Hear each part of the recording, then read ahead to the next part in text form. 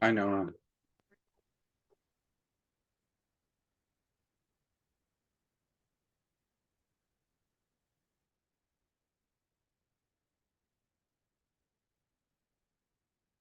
Okay.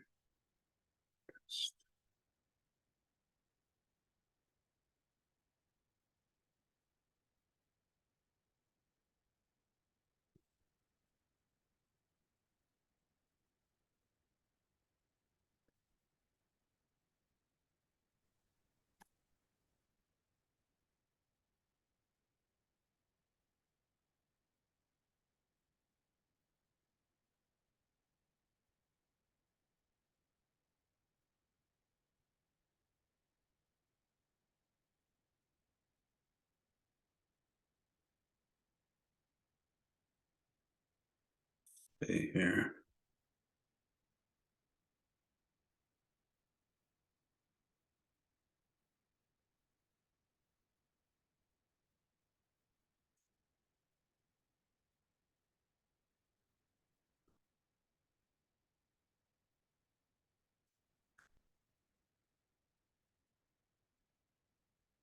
Um,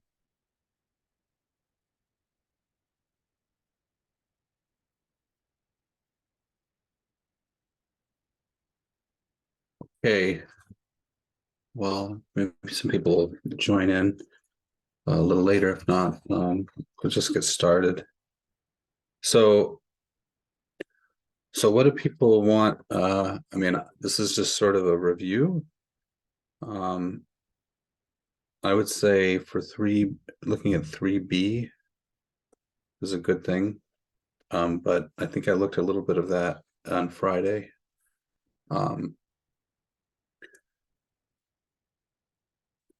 AI posted some solutions. What do people want me to do? Are there questions? I can look at some, or we can work through another problem.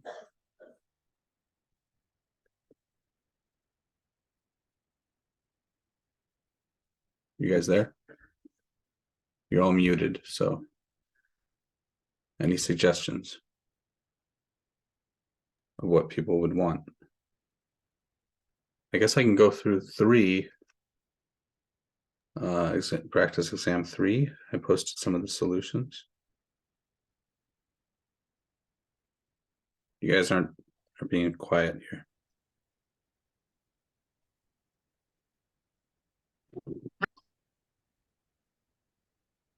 Ayush, you say something?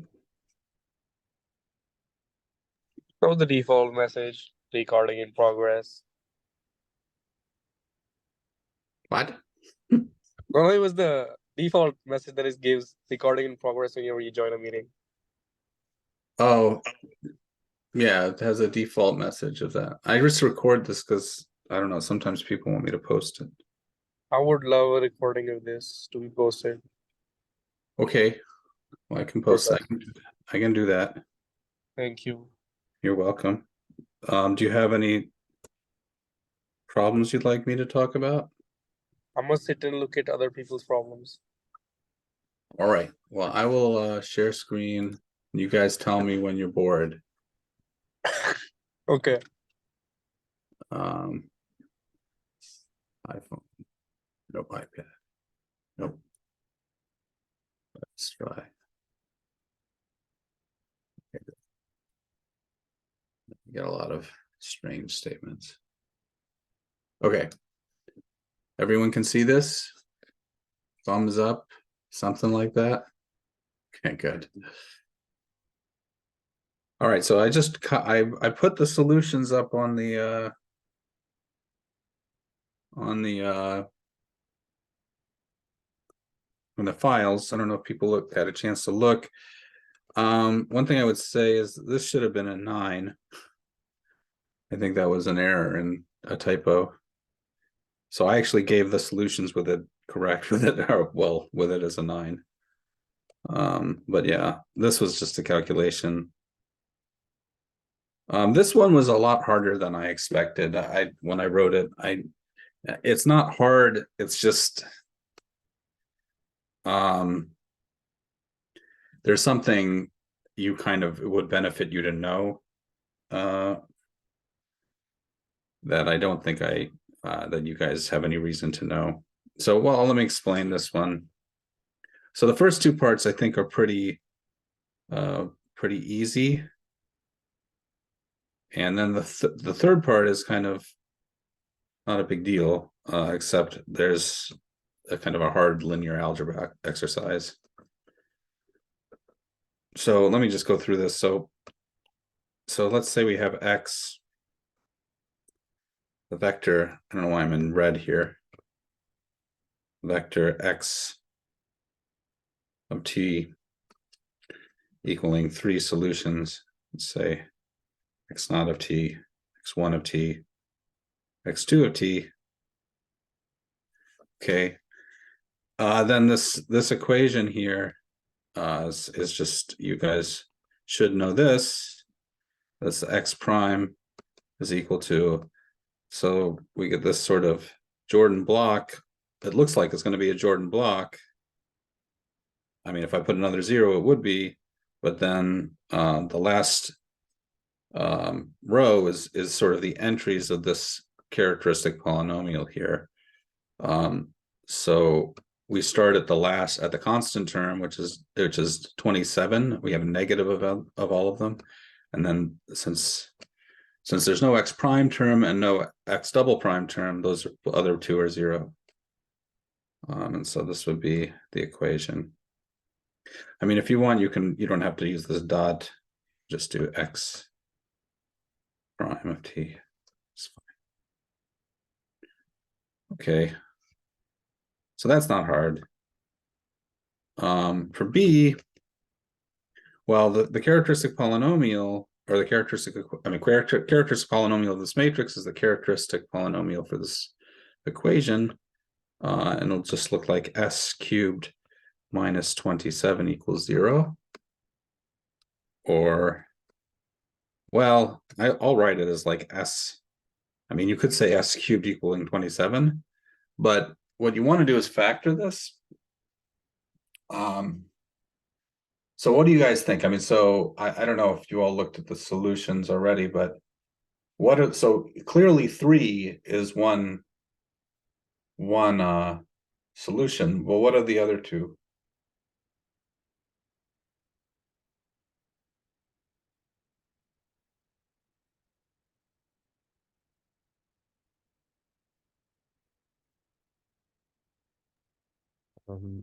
-3/2 plus or minus 3i over 2 square root 3. Yeah, so right. So you can take 3 and you can think of this as, you have these 3 roots of unity. So if you have 1, let's call them zeta and zeta squared. Zeta is the third root of unity, so it's e to the 2 pi I over 3. Or I think what Eric was saying, -1/2 plus or minus this. Well, we can take what I'm taking plus here, so plus square root of 3 over 2 times I. So these are the 3. Now they're not roots, but you can multiply each of them by 3 and they're all roots. So then you get 3 zeta, 3 zeta squared. These are all solutions. So these are solutions. And this is always the case if you had some equation like s to the n minus, I don't know, whatever, a equaling 0, then you can take the nth roots of unity. Let's say 1, I'll use a different, like eta or something, eta squared to eta sub n minus 1. And you can get the nth root of a, let's say a is a positive real number, times all of these roots. These are going to be the solutions to that equation, always. So solving an equation like this is like, well, you get your real solution 3, but then you multiply by the third roots of unity and you get the other ones. Okay. So with that in mind, we get our solutions, that's B. And then C is where things get a little tricky. The point is you can get the general solution is not hard to write down, because the general solution is, well, you can always write down the following way. So the general solution, since we have distinct eigenvalues, these are all three distinct numbers. They're different complex numbers. It looks like x of t equaling e to the 3t, maybe a times e to the 3t, plus b times e to the 3 zeta t, plus c times e to the 3 zeta squared of t. And this is your general solution. And so here you've already got half credit, I'd say, just by writing that general. So now the hard part, which I didn't really anticipate was going to be as hard, is to calculate the A, B, and C, given the initial conditions. So to do that, what you need is kind of to translate these initial conditions up here. Oops, that's not what I wanted. Where is this thing? Okay. To translate these three initial conditions into a single sort of vector initial condition. Now, one thing you know about this vector solution is that, in fact, the vector solution based on this equation that you write down is going to give, if it is a solution, is x1 will be x naught prime and x2 will be x naught double prime.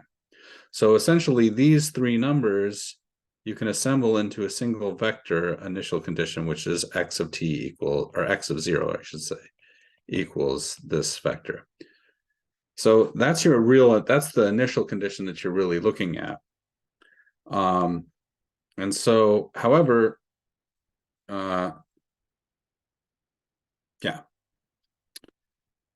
however, writing our solution out this way, we have to kind of get a sense as to what, how that translates. So let me write that down.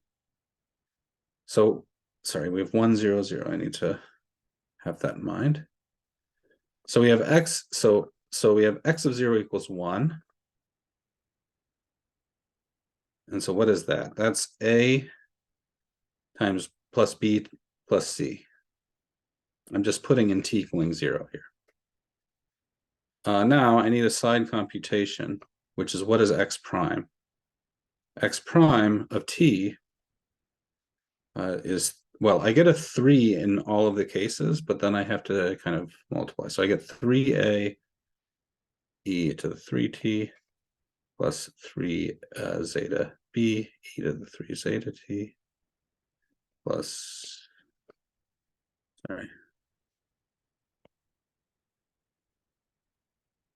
plus 3 zeta squared c e to the zeta squared t.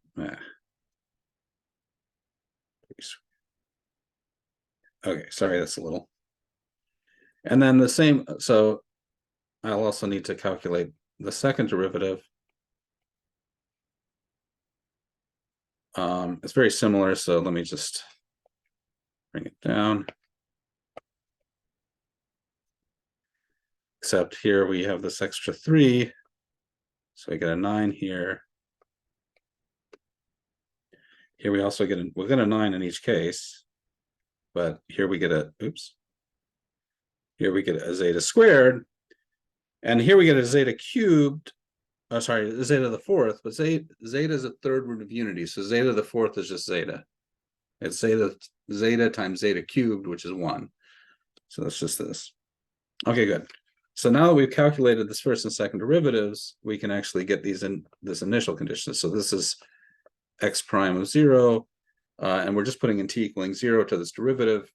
We get 3a plus 3 zeta b plus 3 zeta squared c, and 0 equals x double prime 0, which is again 9a plus 9 zeta squared b plus 9 zeta c. Okay, and then you'll recognize this is a system of three equations and three unknowns, which you can write down as a single matrix equation. And the matrix looks like 1, 1, 1, 3, 3 zeta, 3 zeta squared, 9, 9 zeta squared, 9 zeta times ABC. And it turns out that this matrix here is invertible. Well, as you would expect, I guess. It's invertible. And you could use this formula for the determinant, for the adjugate to get the inverse. That's fine. But actually, this particular matrix is actually a matrix, modulo the sort of these 3 and 9 issues, is actually a matrix that is familiar to mathematicians. And when you take like a number theory or a field theory course or something later on in your life, you'll see matrices like this. And when you start seeing it, then it's sort of it's very memorable. Like the inverse is sort of something you can write down just by understanding what this matrix is really saying. So so you get like the inverse here. You can do the calculation. You get the inverses like this. And then you get like a 9 3 zeta squared. Oops, zeta squared. Maybe, yeah. It's a little like a transpose almost. I mean, I don't know. It's something like that. And then a 9 3 zeta squared. Zeta. This should be like this should be okay. Yeah, good.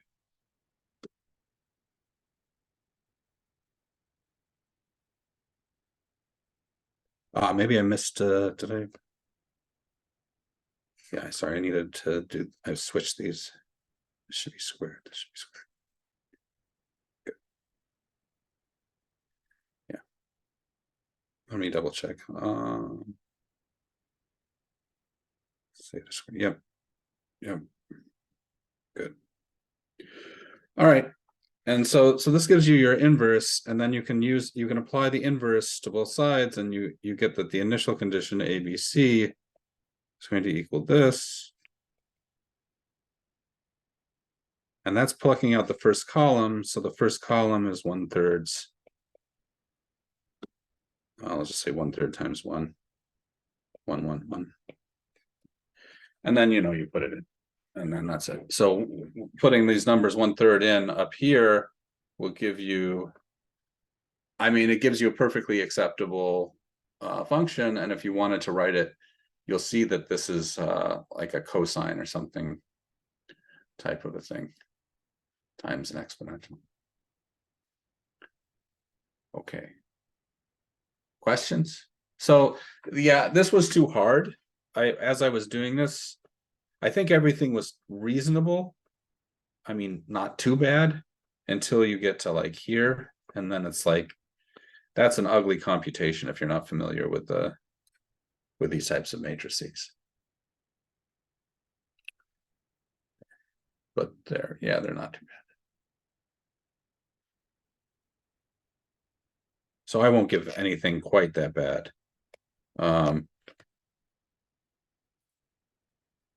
In the exercises. Or in the exam, which I think I kind of wrote it up. So yeah, I don't know.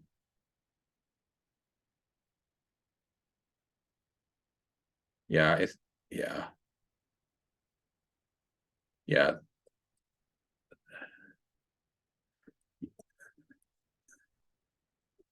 Okay. This one's standard, I think. I mean, I don't know. I can do whatever. Any questions, but are there any questions about this or about something else? Before I start on another problem? So we like, or why didn't we do like taking the real and then like the imaginary parts of like e to the zeta or 3 zeta? Well, when And I then was, like, that's a good question. You can do that. You can do that.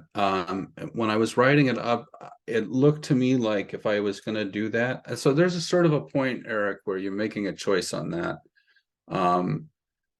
And you can do that, and you could, and so you could have written the general solution as taking the real, and actually, so let me say, so if you did the general solution, we have one real root, 3, and then we have a complex. So we could have written the solution this way. And indeed, Eric's right, this is fine. Okay, this would have been a fine way of writing the general solution. You want to use the same.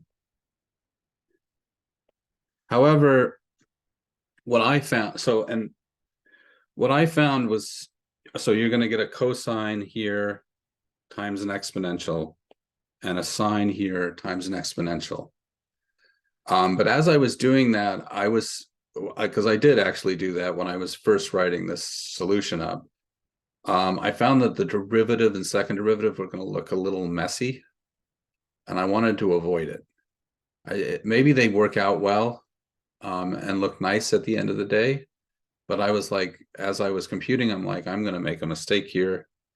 It's going to clearly be a mistake. And so you can do either one. I mean, the point is that when you solve this equation and you write this is the general complex solution, but all the real solutions are still of this form. I mean, if you find this solution, this is giving you a path in complex space. But if you actually start with a real initial condition, it'll give you the real solution. So it's okay to use this solution. But I think it's more familiar to use this. And in the book, I'm just saying, if you write the solution at the end of the day, you'll get something like that. So it's kind of a choice is what I want to say. And it looked more convenient when I looked at the initial conditions to try that one.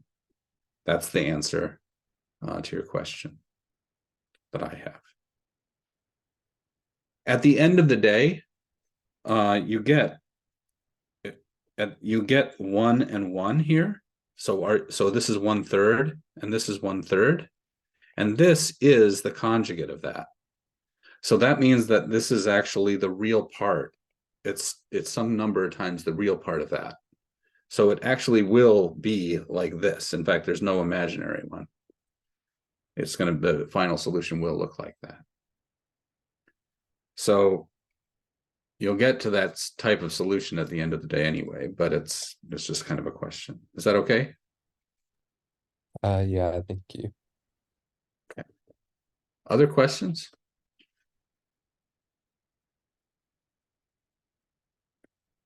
All right. Okay. What would people like to see? I can go over the next problem. Do people want to see this problem? Or is it just boring? You guys know how to do this one? Thumbs up or down, let's say. Who wants to see this one? Who's like doing push-ups or something? Okay. Thumbs down. Okay, so I got one vote. It's almost unanimously. Nobody cares. Okay, so let's not do it. Maybe. Okay, so I can do more from this. As I said, the solutions I did post on this particular problem set, and I went over the solutions, a couple of the solutions to the other one. Okay, guys, settle down. I went over the solutions to the other one on Friday. I could pull a power series problem, we could try going through one of those. What do people want? Would someone like me to do a power series problem?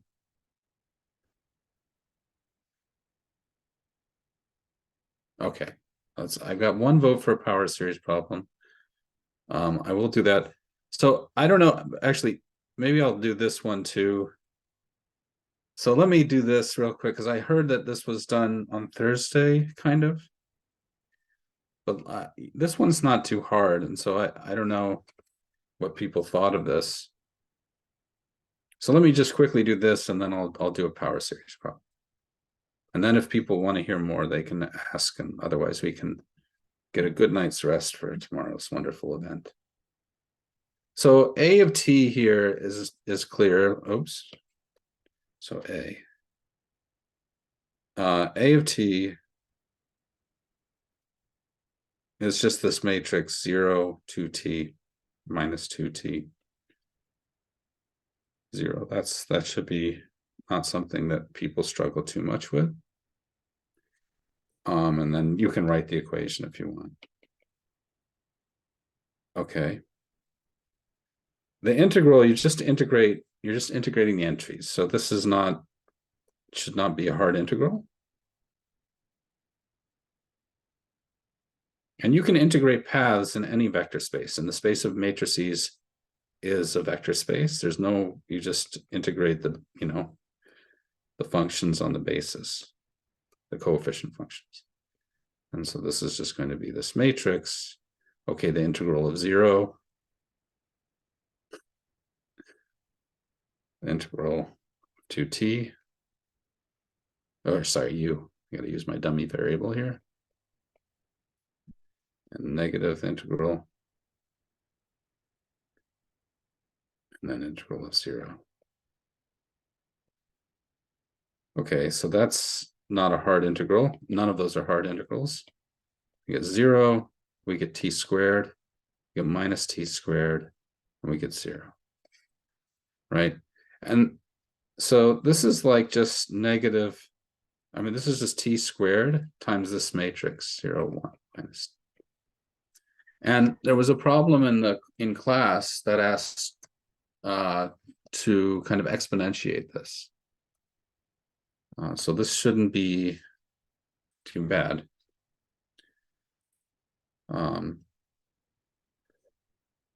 But one thing you can notice, so if we take C,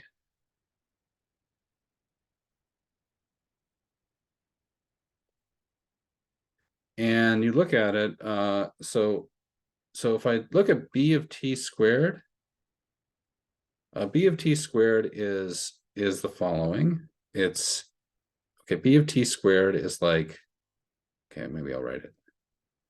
It's like t squared squared 0, 0, t squared. I'm just writing it this way, squared. Maybe minus b of t cubed. Oops. Is this guy, right? Is this minus? It's negative of b of t.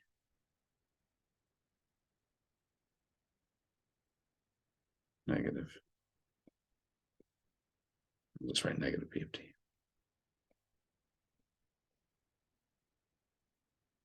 And then b of t to the fourth.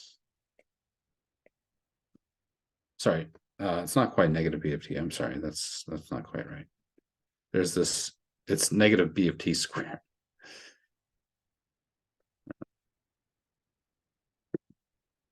B of t to the fourth, I gotta put my parentheses in the right place. Something. T squared to the fourth.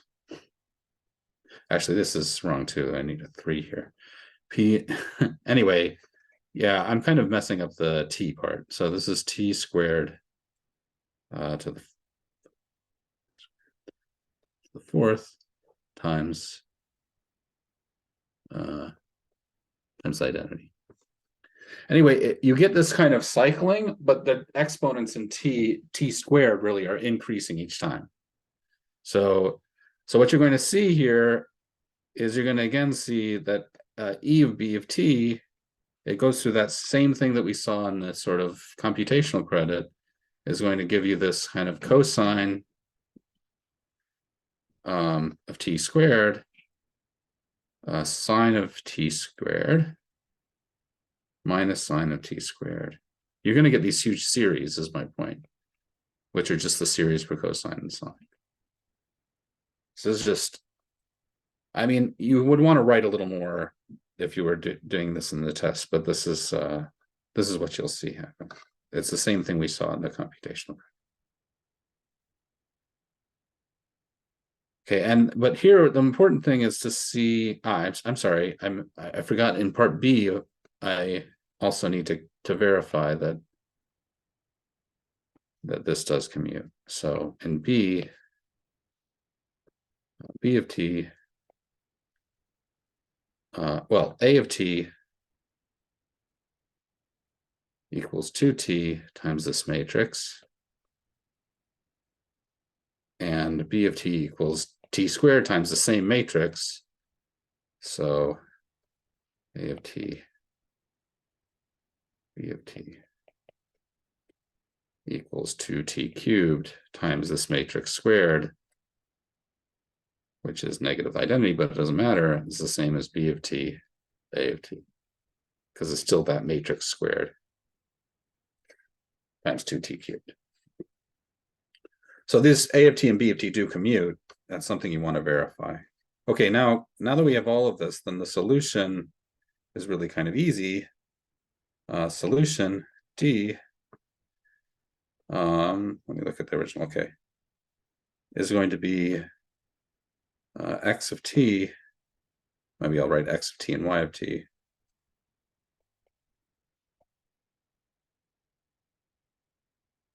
equals e to the bt times an initial, your initial vector, x of 0, y of 0, which is given to us as 1, 0.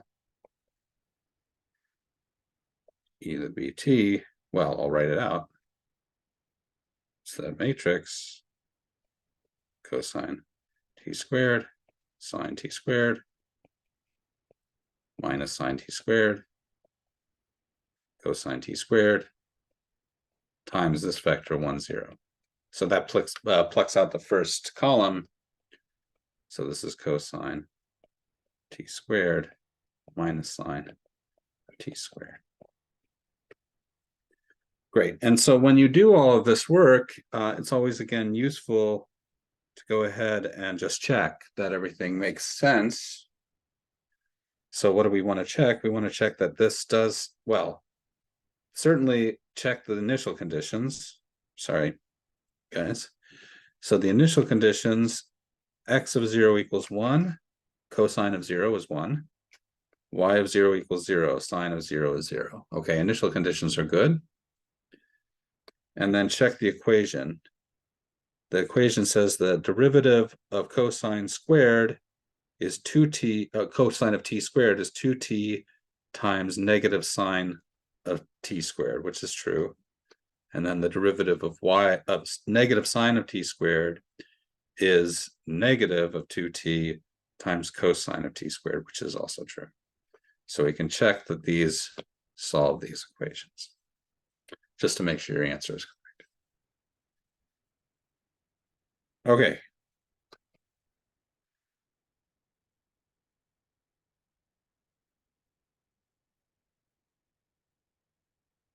All right, here's a power series. Do a little evening power series. Why not? Got nothing else to do.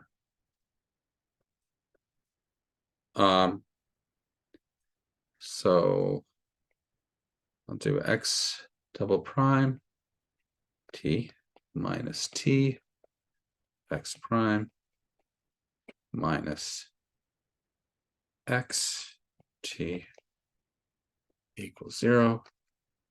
And I'm going to say x of 0 equals 1.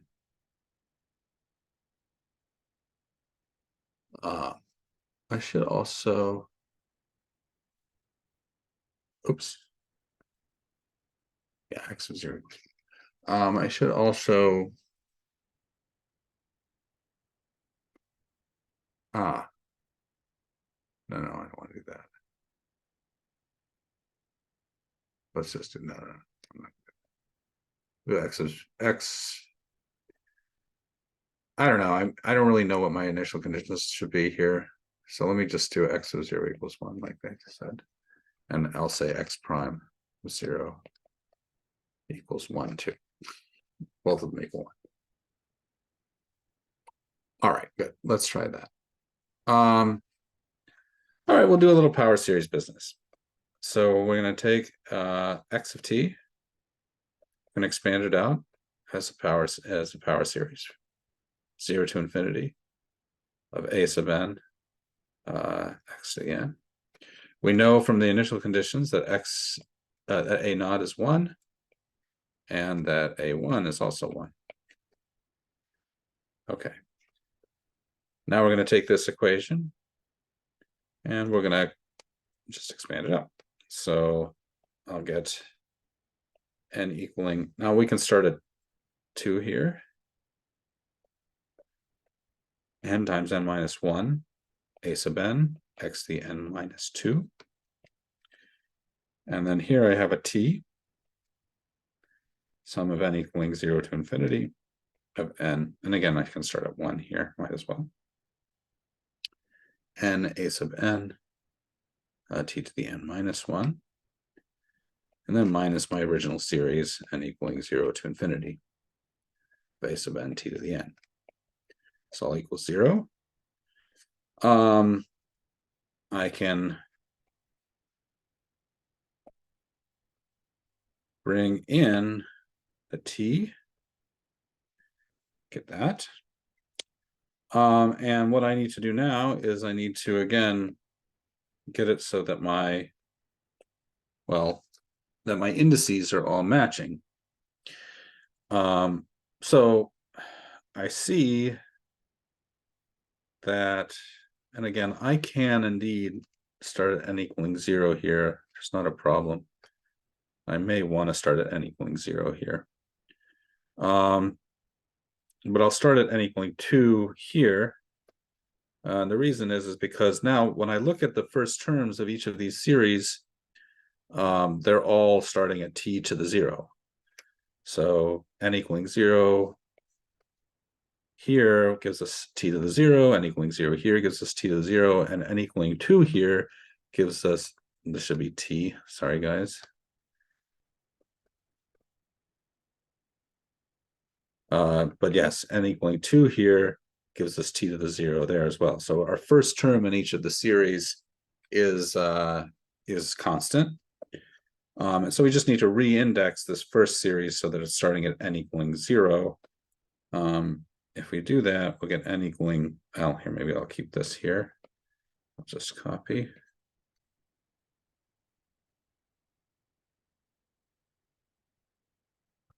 Okay, that.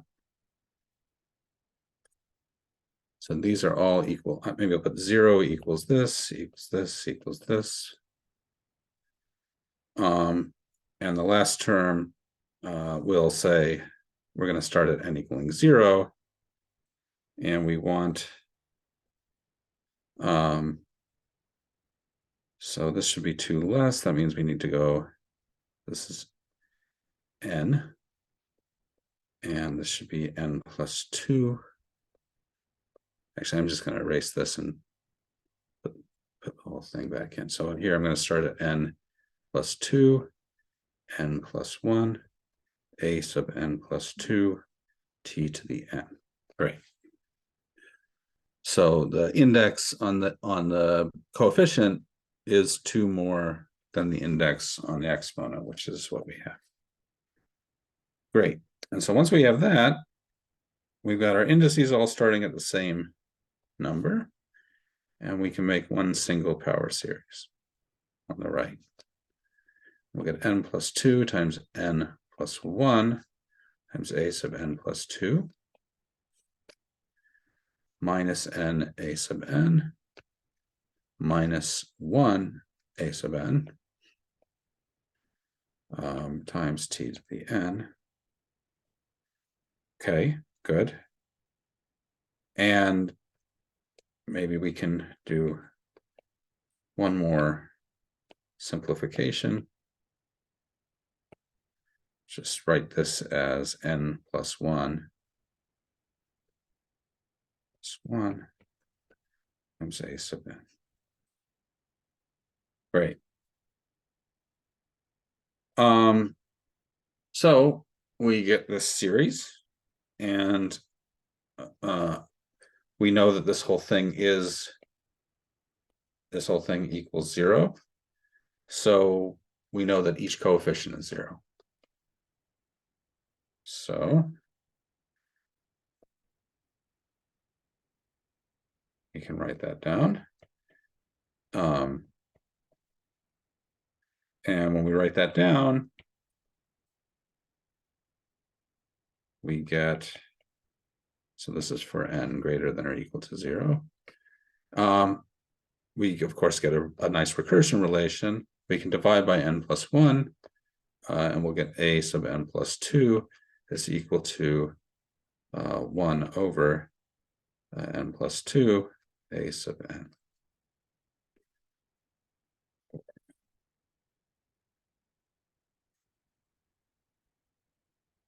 Okay. So that's our recursion relation. And I'll we'll remind ourselves that both a naught and a1 are equal to 1. And so now we look for the pattern, and the pattern here is not too bad. It's kind of nice, actually. So we know a naught, so we get sort of two kind of patterns, really.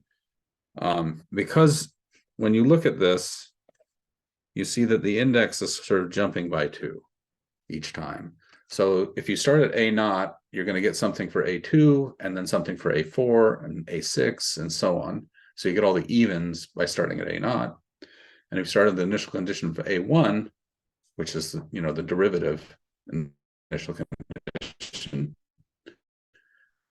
then you'll kind of get all the odd coefficients from that, stemming from that.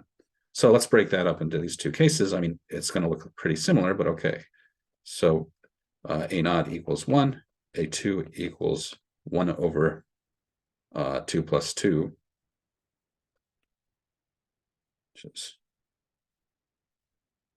oh, sorry, yeah. I'm sorry. Maybe, yeah, okay. Well, a2, n is 0 here. So this is 1/2 a naught, which equals 1/2. And that now n is 2. Oh, sorry, pardon me. Yes, now n is 2. And then we will get 2 plus 2 there. So a4, pardon me, is when n equals 2. And we get 1 over 4 times a2, which is 1 over 4 times 1 over 2. And just do one more, a over 6 equals 1 over 6, a2, a4, pardon me, 6. So you get this thing where it's like, okay, you're going up by 2s. We've seen this before, but okay. So if we look at a to the 2n, this is going to give us 1 over 2n. I'll put it all on the denominator. 2n, 2 times n minus 1, all the way down to 4, 2. Well, there's nothing else. And this is, you can write this in a couple of ways, but I'll write it this way. I mean, this is certainly 1 over, let's say 2 to the n times n factorial. So that's one way of writing it. So by pulling out the factor of 2 each time. On the other hand, so you have a similar kind of thing happening for a1, pardon me, for the odds. So here you have a1 equaling 1, a3. This is n plus 2 is 3, so you get 1 over 3 times 1. let's say 1 is 1/3. A5 equals 1/5 times A3, which equals 1/5 times 1/3. And so on. And when you look down here, you're going to get a sub 2 to the, I'll say 2 to the n plus 1 is 1/2 to the n plus 1 times 2 to the n minus 1, all the way down to like 5 times 3. And so this is sort of the formula you'll get. And this one, we also saw something like this, I think, on Friday. But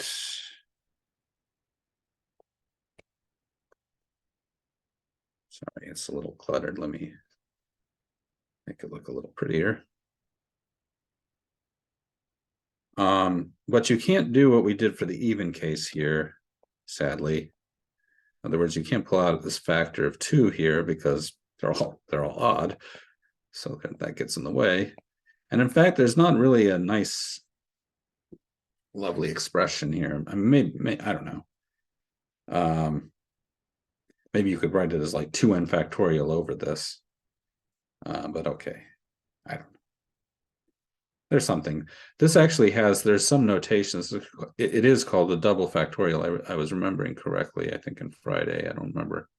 You can write it this way. But this is a way of writing this kind of a product. So it's called the double factorial. In fact, you can do the same thing for the even. It's not, I don't know how common it is to do this, but I'm not a numerical analyst. But anyway.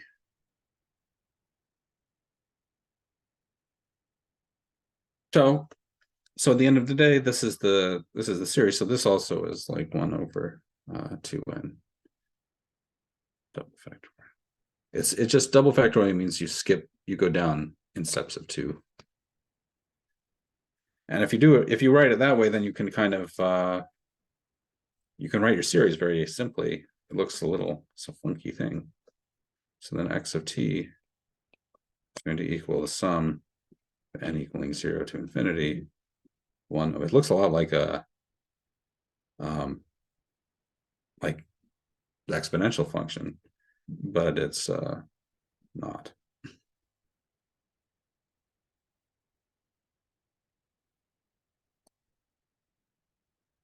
Pretty cool though. I don't know what this is. Someone look it up. It's got to have a name. Double exponential. Nobody knows. Okay. Questions? You guys are all going to do great. I'm very excited for tomorrow. Okay. I think I'm going to wrap it here unless people have questions. I mean, if people want to ask me something about the test, you should feel free to ask. I'll try to get the grades up, within a couple of days after the exam. It shouldn't take me too long, but I do have to kind of organize a few things. But I think everything else should be loaded up. I have to put the participation grades in.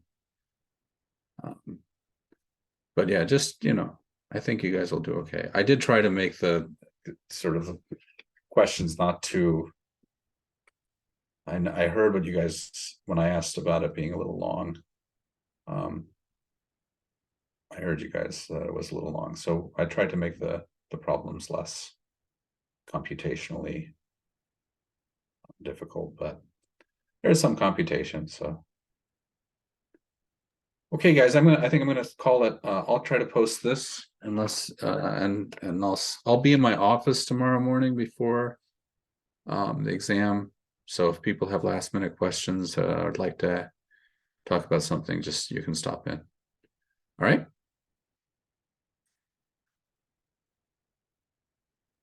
Thank you. Yes, thanks. All right. Have a good night, guys. Bye.